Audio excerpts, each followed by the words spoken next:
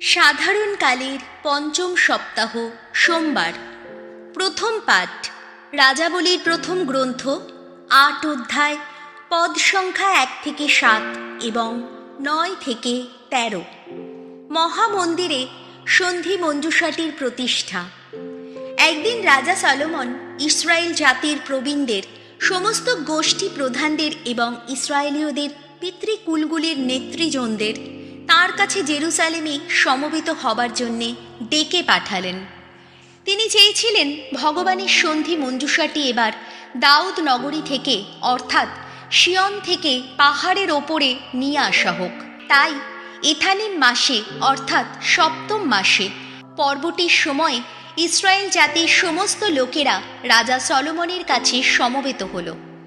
ইসরায়েলের সমস্ত প্রবীণেরা এসে উপস্থিত হলে যাজকেরা মঞ্জুষাটি তুলে নিলেন।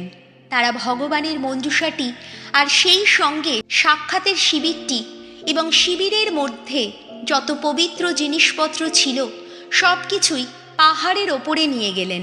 যাজকেরা ও লেবীয়রা ওই সব কিছু পাহাড়ের ওপরে নিয়ে গেলেন। রাজা সলোমন এবং তার আশেপাশে মঞ্জুষাটির সামনে সমবেত ইসরায়েল জনমণ্ডলীর সকলেই তখন এত মেষ ও বৃষ বলি দিল যে তার হিসাব রাখা বা তা গণনা করা সম্ভব ছিল না। যাজকেরা এবার ভগবানের সন্ধি মঞ্জুষাটি নিয়ে গিয়ে রাখলেন যথাস্থানে, অর্থাৎ মন্দিরের গর্ভগৃহে পরম পুণ্য স্থানে, সেই খেরুব মূর্তি দুটির ডানাগুলির নিচেই। খেরুব দুটি তো মঞ্জুষার ওই জায়গাটির ওপর তাদের ডানাগুলি এমনভাবে মেলে দাঁড়িয়েছিল যে তারা যেন ওপর থেকে মঞ্জুষা ও বহন দণ্ড দুটি আগলে রেখেছে। মঞ্জুষাটির মধ্যে কিছুই ছিল না, শুধু পাথরের সেই দুটি লিপি ফলক ছাড়া। ইসরায়েলীয়রা মিশর দেশ ছেড়ে চলে আসার পর ভগবান যখন তাদের সঙ্গে সন্ধি সম্পাদন করেছিলেন, তখন মোশে নিজেই হোরেব পর্বতে সেই দুটিকে মঞ্জুষার মধ্যে রেখে দিয়েছিলেন। এই সময় হলো কি, যাজকেরা যখন পুণ্য স্থান থেকে বেরিয়ে এলেন, তখন ভগবানের মন্দির সেই মেঘে হঠাৎ ভরে গেল।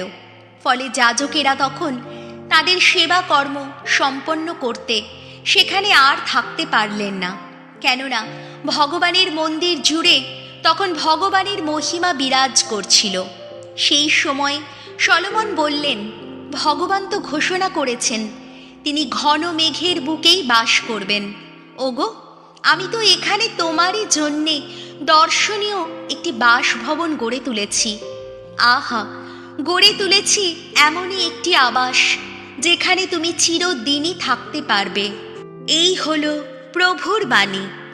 শাম সঙ্গীত ধুয়ো। এসো প্রভু, এসো তোমার শান্তির মন্দিরে। মঞ্জুষাটির খবর আমরা পেলাম এফ্রাথায়, সেটিকে শেষে তো খুঁজেই পেলাম জায়াবের প্রান্তরে। বলে উঠলাম, যেখানে এখন রয়েছেন তিনি, চলো সেইখানে যাই, তার পাদপীঠের সামনে আভূমি প্রণত হই। ধুয়ো। এসো প্রভু, এসো তোমার শান্তির মন্দিরে। ওগো ভগবান, তোমার জন্যে প্রস্তুত আছে ওই যে বিশ্রামের স্থান। ওঠো, এবার সেইখানে চলে এসো তুমি। তোমার সঙ্গে আসুক তোমার শক্তির আসন এই মঞ্জুষাটি।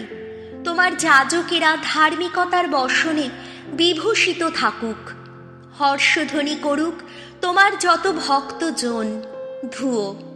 এসো প্রভু, এসো তোমার শান্তির মন্দিরে। বাণী বন্দনা। জয় জয় প্রভুর জয়। সকলকেই শোনাতেন যিশু ঐশ্বরাজ্যের মহামঙ্গল বাণী। মানুষের যত রোগ, যত ব্যাধি সারিয়েই তুলতেন তিনি। জয় জয় প্রভুর জয়। মার্ক রচিত মঙ্গল সমাচার ৬ অধ্যায়, পদ সংখ্যা ৫৩ থেকে ৫৬। যিশুর পোশাকের স্পর্শ বহু মানুষের আরোগ্য লাভ।